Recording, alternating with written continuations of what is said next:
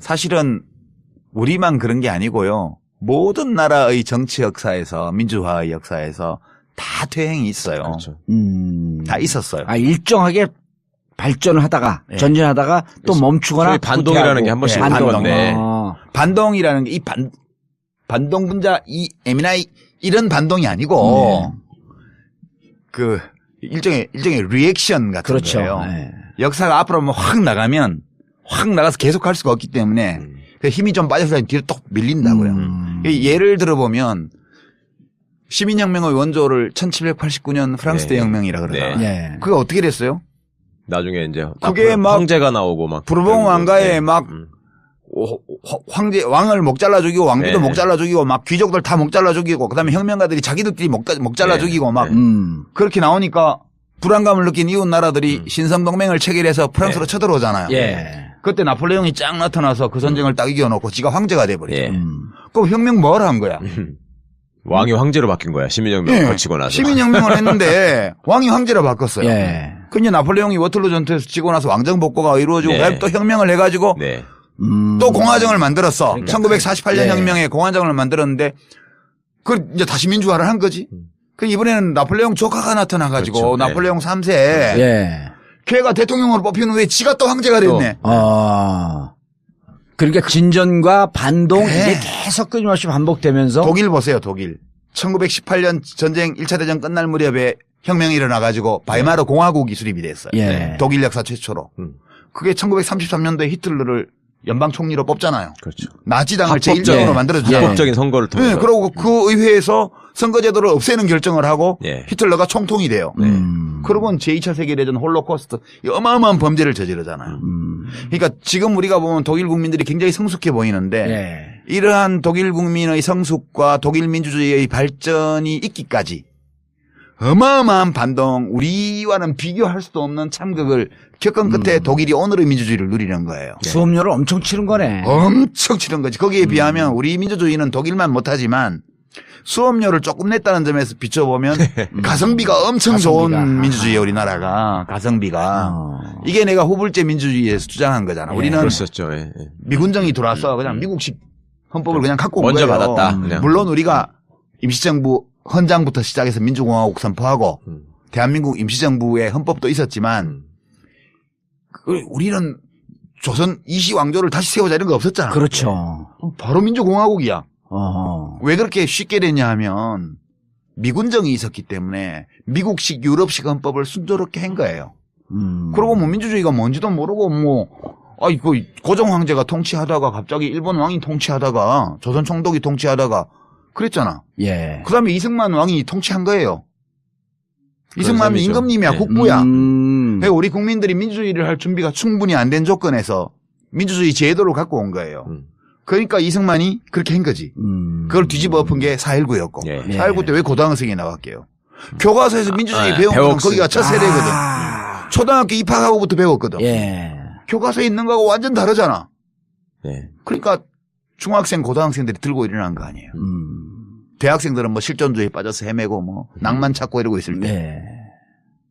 그게 우리나라 민주주의의 시작이었고 그리고 이제 그 뒤로 한 반세기 동안에 지금 이만큼 해낸 거니까 우리는 그렇게 프랑스나 독일과 같은 그런 엄청난 반동을 겪지 않았어요. 예. 예.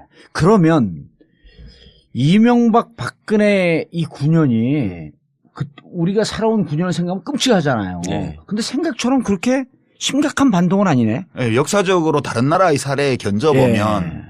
박정희 독재도 아주 혹독한 독재는 아니었어요. 최소한 두테르테처럼 막 죽여 이렇게 한 적도 없고 막 반체제 인사를 잡아다가 막 헬기에서 바다에 떨어뜨리고 아르헨티나처럼 예. 그렇게 하지도 않았고 칠레에서처럼 길거리 세워놓고 총사 죽이지도 않았어요. 잡아다가 몰래 영장 없이 체포해서 거꾸로 매달고 물 먹이고 고춧가루 먹이고 전기로 지지고 몇 명 죽으면 이렇게 그냥- 하다가 잘못해서 죽으면 감추고 어디 산에 갖다 버리고 예. 물에 빠뜨리고 이렇게 감추려고 그랬어. 그러니까 음. 박정희의 독재도 이 독재 중에는 연성 독재에 소프트한 거예요. 그러니까 우리 시민들 입장에서도 보게 되면 우리는 테러를 안 했잖아. 예. 총도 안 들었잖아. 평화적으로 했잖아. 그러니까 이 서로 맞물려 있는 거예요. 예. 저쪽에서 길거리에서 총사 죽였으면 총 뺐을 우리도 총 쐈지. 들었을 거고. 그게 5.18 때처럼. 저쪽이 총을 쐈으면 총을 쏘니까 같이 무장할 시민들도 수밖에 없어요. 그러니까 전두환이 박정희보다 훨씬 악독한 사람인 거지. 어마어마하게 악독한 사람인 거지. 그러네. 예, 그래서 우리는 작용 반작용이 세지 강도가 세지가 않고. 강도가 세지 않아요. 한국은 우리만 보면 뭐 이명박 뭐 솔직히 뭐 깨작깨작 장난친 거지. 그건 뭐 이명박 제일 잘못하고 아니, 저 감옥 보낸 거 받고는 말고는 없어요 별로. 그게 제일 잘못한 거지. 아니 작가님 지나고 나서 그러니까 이 정도의 반동이라는 게 역사에 항상 있어 왔다 얘기하기는 건 맞는데 솔직히 참여정부 시절에 그러면 이게 지나가고 나면 어느 정도의 반동이 올 것이다 이렇게 예상 안 했잖아요. 했죠. 예상하셨어요, 했어요? 작가님은? 제가 참여정부가 한 1년쯤 남았을 때, 1년 반쯤 남았을 때 예. 대통령한테 편지를 보낸 적이 있어요. 손으로 써가지고. 예. 거기에 장관 하실 때예요 그때요. 장관을 막 그만뒀을 때쯤 됐을 텐데 독일 바이마르 공화국이 붕괴하는 과정을 잘 살펴보시라고. 네. 그대로 갈 거다 우리 한국이. 음. 이 정도의 차이는 있지만 역주행이 일어날 거다 반드시 권력의 역주행. 예. 그리고 이제 뭐 대통령한테 여러 가지 정치적인 건의도 드렸지. 굉장히 퇴임하시고 나서 힘드실 거라고. 예. 그리고 이제 국가적으로 뭐 힘든 상황이 펼쳐질 거니까 이걸 최대한 막기 위해서 지금 뭘 해야 될까 이런 점에 대해서 편지를 보냈더니 답이 왔는데 진단은 동의하는데 처방은 동의 못하겠다. 그렇게 저한테 답이 왔어요. 그래서 그런 적도 있었고 이 정도의 반동은 충분히 예견할 수 있었고요. 그렇게 심각한 반동도 아니에요. 최소한 이명박 대통령은 우리 잡아다가 거꾸로 못 매달았잖아. 예. 징역 살렸지 뭐. 그렇지. 고춧가루 못 먹였잖아. 아니 여기 그 우리 유 작가님을 대통령 대리인단으로 놓으면 거기가 이길 뻔했어. 어? 별안에 그런 생각이 드는데 그리고 탄핵시킨 게 좀 괜히 미안한 것 같은 느낌이 막. 이렇게 내가 말하니까 그런 거지. 박근혜 대리인들이 그렇게 말을 하면 국민들이 더 열받지. 저것 봐. 반성을 몰라. 그래. 남이 얘기하는 거하고 자기가 얘기하는 게 달라요. 예. 아니 이게 진짜 연성이라 그러니까 지나 보니까 좀 9년이 고통스럽긴 했지만 그 고통이 외상값을 갚는 거라니까.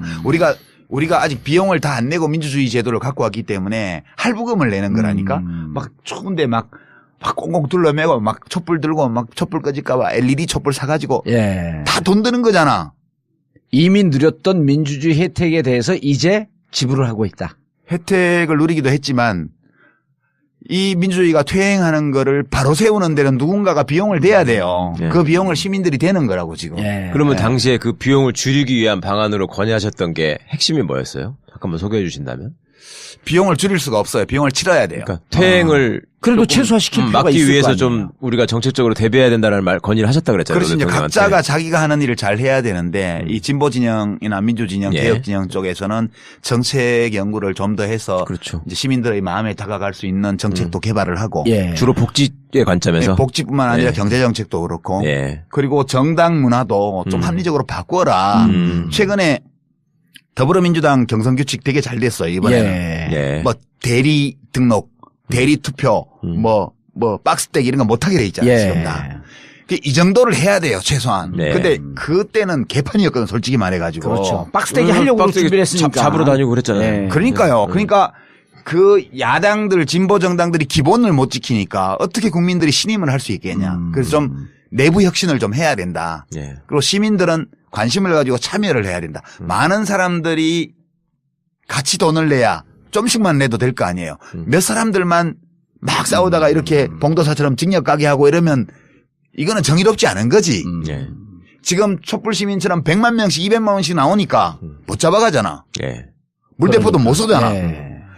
1000명, 2000명이 나왔으면 몽둥이로 패고 물대포를 물대포 쐈을 쐈겠지. 거라고. 예. 최루액 쏘고. 근데 100만 명이 나오니까 못 하잖아, 그거를. 예. 이게 십시일반이라는 거예요. 시민들이 다 관심을 가지고 좀씩만 참여를 해주면 예. 어떤 특정한 사람들이 엄청난 희생을 치러야 되는 일을 막을 수 있어요. 예. 총량은 같아. 어차피 치러야 총량을 돼. 갖고. 예. 할부금은 내야 돼. 그러니까 그 몇몇 사람들이 그렇게 극한 희생을 치르는 것보다도 그렇지. 함께 나눠서 하자. 그럼요. 아니 예컨대 우리가 백남기 어르신 때. 예. 농민이 그렇게 불행한 사태를 겪었을 예. 때 그때 그 시위 군종이 그때 100배였다고 생각해봐요. 어디다 대고 물대포를 쏴. 그렇죠. 예, 그러니까 되게 그런 게 시민들의 견지에서 보면 예. 참여가 적었기 때문에 치를 그 수밖에 짓을 없었던. 한 거거든. 예, 그런 게 그나마 할부금을 어차피 갚아야 될 건데 총량은 불변이지만 많은 사람들이 참여할수록 각자가 조금씩만 부담을 하면 돼요. 예. 그게 민주주의에서 제일 중요한 거죠. 알겠습니다. 그런 얘기들을 예. 여기 좀 예. 예, 책 얘기를 책 담았어요. 내용 얘기를 조금 더 해주세요. 책 내용은 이제 뭐 그렇게 국가가 예. 어떤 성격을 갖고 있는지 당신 읽어봤다며 읽어본 예. 사람 좀 질문 좀 해. 질문 좀 해봐요. 우리는 안 읽어보고도 질문을 하는데. 여기 사장이 재밌잖아요. 일단은 저는 오늘 뵈면은 꼭 좀 한번 먼저 좀 강조해 주셨으면 좋겠다 싶은 게 우리가 사실은 국가주의라는 말 자체도요. 공산주의, 민주주의, 자본주의 이런 얘기는 들어봤어도 국가주의라는 말도 낯설어하는 경우가 많이 그건 있거든요. 아까 듣는데 좀 낯설더라고. 네. 그러니까 그 국가주의라는 거의 근본, 그러니까 이 책에 이제 굉장히 쉽게 논리적으로 설명을 해주셨어요. 그거하고 우리 사회를 하여튼 어쨌거나 계속 지배하고 있는 그 이제 소위 북한에 대한 불안 뭐 이런 거를 기조로 해가지고 네. 계속 죽지 않는 거잖아요. 그거를 조금만. 그러니까 국가주의는 한마디로 정리하면 네. 시민들을 국가의 부속물로 보는 견해예요. 네. 그러니까 시민을 국가의 부품으로 보는 견해예요. 그러니까 부품 자체는 가치가 없잖아요. 네. 전체로서 하나의 국가가 네. 온전하게 기능할 때 비로소 부품은 존재 가치를 의미가 가지게 있죠. 돼요. 음. 그러니까 국가주의라는 것은 개인과 국가의 관계에서 국가를 우선하는 거예요. 국가를 위해서는 개인은 희생할 수 있어야 되고 네. 국가를 위해서는 개인의 자유를 제한할 수 있어야 되고 예, 예. 심지어는 국가를 위해서는 반드시 제한해야 된다. 네. 이렇게 보는 관점이고 시민들 개개인의 복지나 개개인의 이익과는 차원이 다른 네.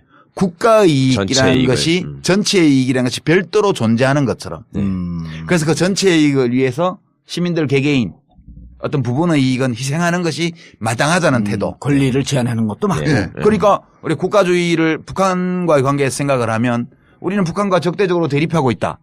북한의 위협에서 지켜야 우리를 된다. 지키기 위해서는 시민들의 자유를 필요한 경우에 제한할 수밖에 없다. 또는 제한해야 마땅하다. 그게 국가보안법이에요. 예. 그렇죠. 그죠? 그래서 국가주의자들은 국가보안법을 굉장히 중요한 예, 걸로. 극단적으로 옹호해요. 음. 옹호해요. 그다음에 뭐 며칠 전에 국회에서 뭐죠? 새누리당 지금 뭐 예, 자유한국당 예. 거기 무슨 행사하는데 뭐 태극기 집회 나가는 그 이상한 아저씨들이 나와가지고 뭐 예. 연설하고 하는데 그 앞에 어떤 사람이 딱 손팻말 들고 있잖아요. 빨갱이는 죽여도 돼 이렇게 해서 들고 있어요. 어허. 나는 뉴스 하면서 그걸 보면서 너무 놀랐어요. 빨갱이는 죽여도 돼라는 그 팻말을 들고 있는 걸 용납하는 것도 웃기려니와 그 팻말을 보면 뻔히 맨 앞줄에 앉았는데 보면서 그 앞에서 떠들고 있는 그 국회의원들 끔찍했어요 저는. 그게 빨갱이는 죽여도 돼라는 이 사고방식이 국가주의의 극단적인 형태예요. 국가의 안위를 위해서는 그러니까 나치도 처음에 그 나치당 그다음에 히틀러 제국이 만들어질 때 제일 처음 공격한 게 공산주의 세력을 색출하자 이거였었잖아요. 아니요. 훨씬 더 품격 있게 표현했죠. 훨씬 더? 지금 이 시간부터 예. 공익은 사익에 우선한다. 그렇게 딱 얘기를 해요. 히틀러의 당선 첫 연설이 예. 공익은 사익에 우선한다였고요. 국가주의의 예. 우아한 표현이네. 예. 예, 나치당 10주년 기념행사에서 히틀러가 한 연설을 들어보면 예. 진짜 놀라워요. 그 내용이 보면 독일어로 말하면 이렇게 말을 했더라고요. Wann ich meine Augen schließen, weiß ich nicht. 그러니까 내가 언제 죽을지 나는 모른다. 그러나 나는 안다. 국가는 않는다. 더 오래 살아남을 예, 것이고 예.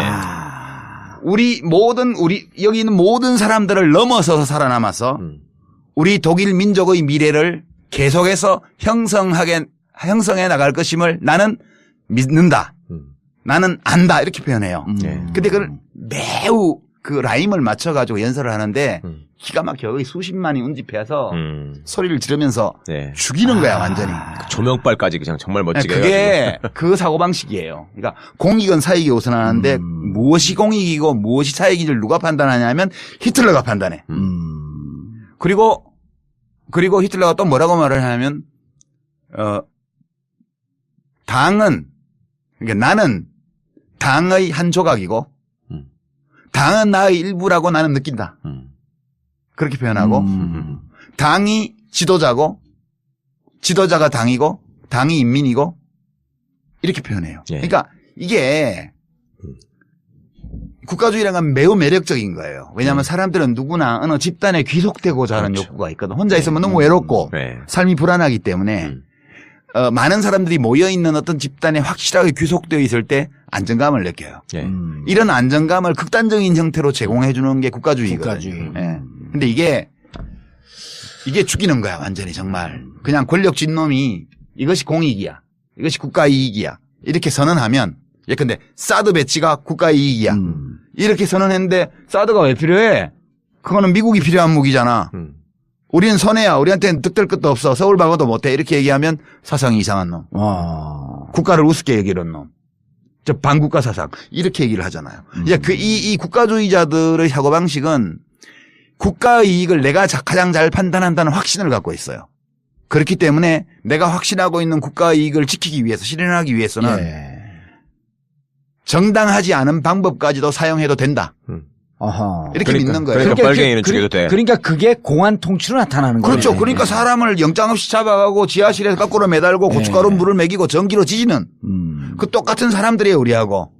고문하다가 뒤돌아서 하고 마누라 전화 받고 애 시험 잘 봤대? 그러니까. 오, 잘 됐어. 이런 얘기 하는 사람이에요. 그 자들이 왜 그러겠어요? 그 확신 때문이에요. 국가 이익, 국가의 안위를 우리가 가장 정확하게 판단한다. 따라서 우리하고 다른 의견을 내는 놈들은 국가의 적이야. 아하. 이거는 변화시키거나 고립시키거나 말살하거나 추방해야 돼요. 국민과 비국민을 나누는 것이고. 이게 국가주의예요. 그리고 그러나 이제 이제까지 살아온 내가 참 잘못 살고 못된 짓만 하고 살아온 것 같은 죄 막 반성이 막 드는 거야. 국가를 계속 부정하면서 사셨으니까. 그러니까. 그래서 이 책에서 아주 쉽게 예를 들어 주신다고요. 그러니까 지금 아까 국가보안법이 국가주의자들이 가장 소중히 생각하는 징표 중에 하나라고 하셨는데 또 여기서 제가 재밌게 봤던 게 우리는 민족 중에 역사적 사명을 띠고 이 땅에 태어났다. 개뿔. 그거 자체가 그 국민교육 헌장 지금 네. 젊은 사람들은 모를 텐데 우리 초등학교 때 만들어진 거예요. 그렇죠. 1968년도에. 저는 그걸 못 외워갖고 1,몇백 명 중에 제일 늦게 집을 갔잖아요.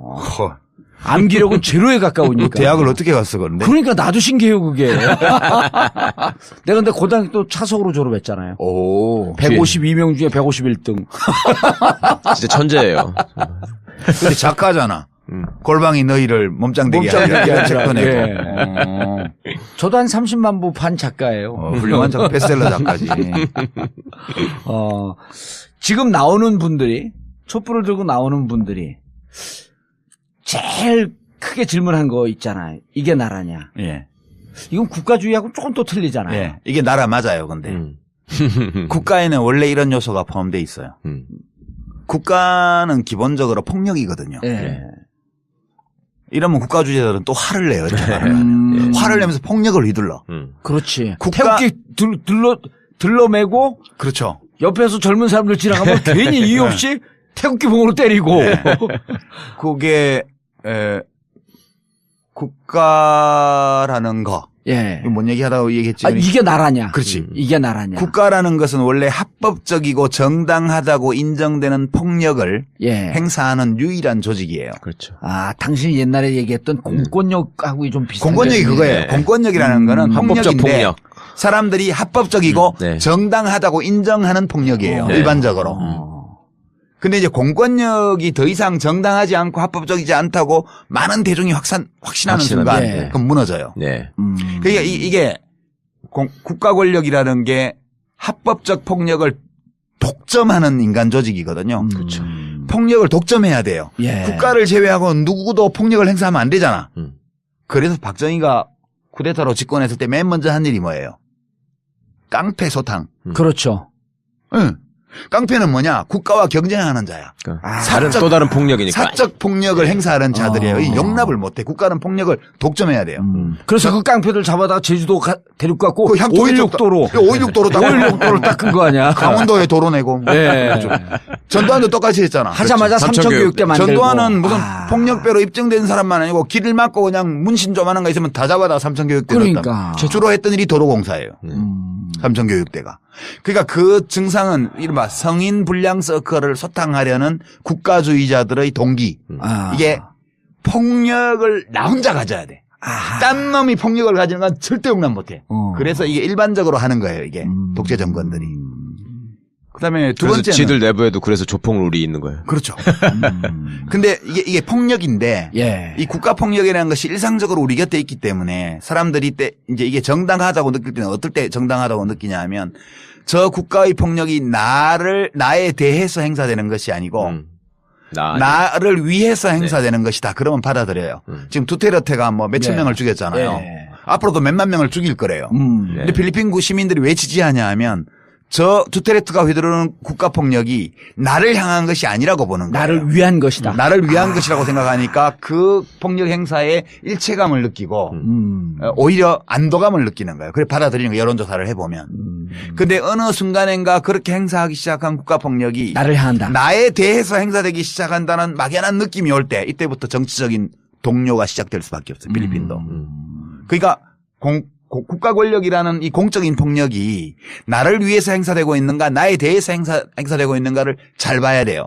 네. 근데 이명박 정권 때 집회 및 시위의 자유를 제한하고 언론을 장악하고 차벽을 치고 예. 명박산성을 쌓고 체류액을 뿌리고 물대포를 쏘고 시민들이 뭐 공격적인 행동을 했다면 모를까. 평화 집회에 대해서 그렇게 했잖아요. 그렇죠. 그럼 명백히 시민들에 대해서 폭력을 행사한 거거든. 그렇죠. 사실은. 예. 그런 점이 차이가 있는데 시민들이 그거를 국가의 폭력은 늘 정당하다는 생각을 하는 사람들이 많기 때문에 예. 공권력이 불법적인 행위를 할 때에도 그거에 대해서 별로 저항을 하지 않고. 별로 저항을 하지 않는 경우가 많아요. 그런 이제 그게 독립성과 주체성이 부족한 시민이거든요. 예. 지금 우리 촛불 시민들의 특징은 개인이잖아요, 개인. 예. 개인으로 나오잖아요. 물론 집단으로 나오는 분들도 좀 있긴 하지만. 그렇죠. 전반적으로, 미미하지, 이제는. 미미하지. 전반적으로 개인으로 예. 나와요. 그러니까 대한민국 역사에서 지난 이명박 정부와 이 박근혜 정부 하에서 각성한 개인이 예. 시민이라는 이름으로 이제 집단적으로 출몰하기 시작한 거예요. 집단을 이루지 않은 채. 혼자 행동하는데 혼자 행동하는 사람들이 집단을 이루는 이게 우리 역사에서는 처음 보는 거죠. 예. 이게 되게 민주국가가 확고히 뿌리 내리려면 이런 시민들이 충분히 많아야 돼요. 그래서 우리나라도 이제 민주국가로 확고히 이렇게 나아갈 수 있는 그런 토대는 마련된 것 같다. 대통령만 바꾸면.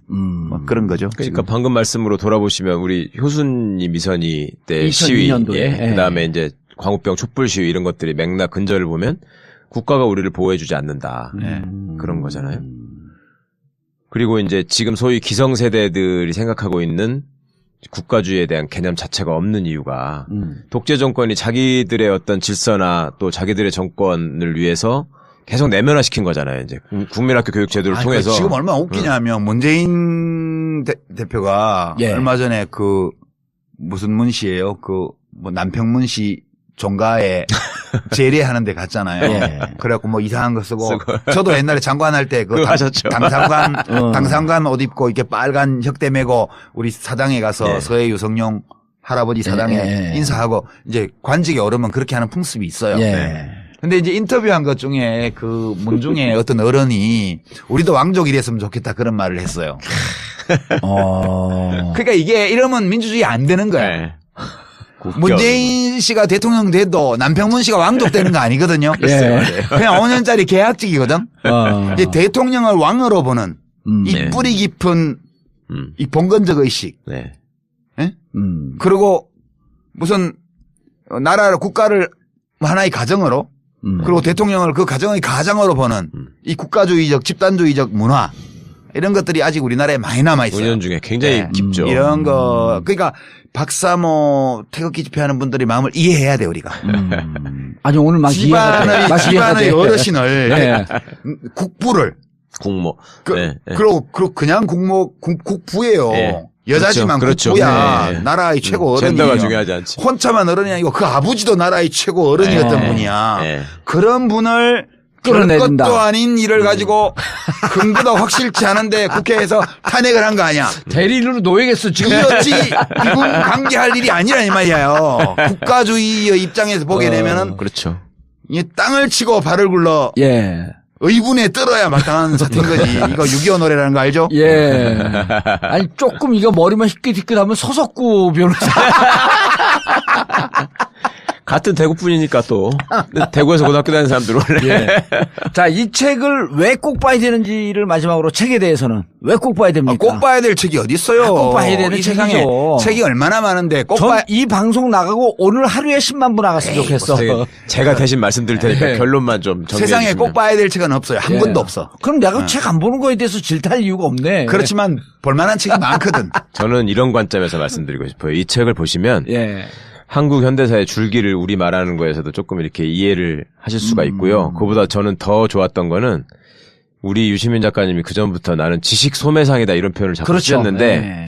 그 얘기 이제 진짜, 우리가 2부에서 해야 돼. 네, 예. 그 지식 소매상으로서 말하자면 사람들한테 지식을 효과적으로 전달하는데 정말 소중한 능력을 갖고 계세요. 그래서 저는 우리 애들한테 이거를 지금 이번에 대학 들어간 애한테는 이걸 읽어보라고 하고 뭐 그랬는데 그 이유가 저희가 사회 시간에 초등학교 때부터 사회 시간, 도덕 시간 뭐 이런 시간들을 또 그 국사 시간 이런 걸 통해서 홉스, 로크, 네, 루소, 이름만 듣지. 예, 이런 거 이름만 듣지. 도대체 이 사람들이 이 얘기가 민주주의에 발전하고 무슨 관계가 있는지를 유기적으로 설명해주는 교과서가 없었어요. 역사하고 연결해서 그런 점에 설명해주지도 있어서 않고. 탁월하다. 그 점을 이 책을 보시면 확실하게 알 수 있어요. 이 책의 네. 제일 큰 장점은 예. 이 한 이제 권만 책 팔러 나왔네. 이거 한 권만 읽고 예. 한 50권 읽은 척 할 수 있어요. 아니 심지어 플라톤과 아리스토텔레스 이런 얘기가 플라톤의 국가 이런 거 옛날에 대학교 교양도서로 읽으라고 그러는데 그 진짜 환장하거든 그거 재미없어서. 그러니까 막 심지어는 칸트 뭐 네. 무슨 뭐 베른슈타인 이런 사람도 읽은 것처럼 척할 수 있어. 막스 아니, 베버까지. 예전에 무슨 그 책 쓴 거 중에 몇 권의 책을 써머리해갖고 묶어갖고 낸 책이 한 번 있었죠. 그게 거꾸로 있는 세계사지. 다 그거예요. 그런 거. 99% 발췌 요약. 그러니까. 네. 그래서 그때 그 책을 보면서 참 책도 희한하게 쓴다 나는. 그 책은 이제 절판이 됐고 청춘의 독서라고 다시 내가 나왔죠. 읽은 네. 책을 네. 또 그러니까 썸머리 그걸 본 것 같아요. 청춘의 저는. 독서. 예. 그 책은 썸머리만 있는 건 아니고 이제 저의 해석 예. 그런 것도 같이 들어있는 예. 독후감 모음. 알겠습니다. 너무 책 판다. 예. 아니. 근데 왜 도매상이라고 안 하고 소매상이라고 그랬어요? 우리 봉도사가 이제 경제학 공부를 안 했죠. 예. 경영학 이런 거 별로 안 했지. 그냥 삶이 경영하게. 도매상, 소매상을 구분하는 기준은 예. 소매상은 최종 소비자를 상대하는 사람이 소매상이에요. 그러니까 우리 예. 큰 마트 있잖아. 예. 그거 다 소매상이에요. 네. 도매상은 소매상을 상대로 장사하는 상인을 게 상대로 하는 예. 게 도매상. 예. 참고로 우리 여기 전국구 청취자들이 그 사람들이 도매상이에요. 왜? 그분들은 자기가 알고 있는 지식을 주위 소매상 할 사람들한테 또 퍼뜨리거든. 공짜로 주는데 뭔 소매상? 아니, 그러니까 우리 전국구의 장점이 이걸 듣는 사람들은 적어도 주위에 이 지식을 파는 사람들이다. 그냥 한 10만 분 나가겠죠, 오늘? 방송 나가고. 아니, 다시 말씀드리지만 예. 이 초판본을 보신 분들은 굳이 안 읽으셔도 되고요. 살 근데 필요는 진짜 없어요. 아니, 근데 여기 최변은 예. 보내잖아. 공짜로 내가 보냈으니까 그런 예. 거지. 아니 이 책이 더 쉽게 읽혀요. 그건 사실이야. 제가 먼저 하면서 초판보다. 네, 이게 더 재밌어요. 아하. 예, 그때는 정치하는 와중에 쓴 거라 예. 좀 문장이 좀 거칠고 정리도 좀 덜 됐고 몸에 힘도 좀 들어가 있었고. 팍팍한 대목이 있는데요. 이건 예. 아주 술술 잘 먹어요. 잘 넘어가요. 알겠습니다. 책이. 그런 차이는 약간 있죠. 네. 예. 예. 알겠습니다. 유시민 작가가 쓴 신간, 국가란 무엇인가. 1부는 이 내용에 대해서 또 말씀을 마치고요. 그리고 이제 2부는, 우리 유 작가님의 일상사, 그리고 왜 이 책을 쓰기까지 이르렀는지, 더 비기닝 오브 국가란 무엇인가로 들어가겠습니다. 근데 이제 그 마무리하면서 예. 제가 위로 말씀을 네. 이제 시민들한테 좀 드리고 싶은데 박근혜 대통령한테 표 찍어놓고 되게 후회하는 분들이 많잖아요. 예. 심지어는 부끄럽다고 하는 분들도 계시고요.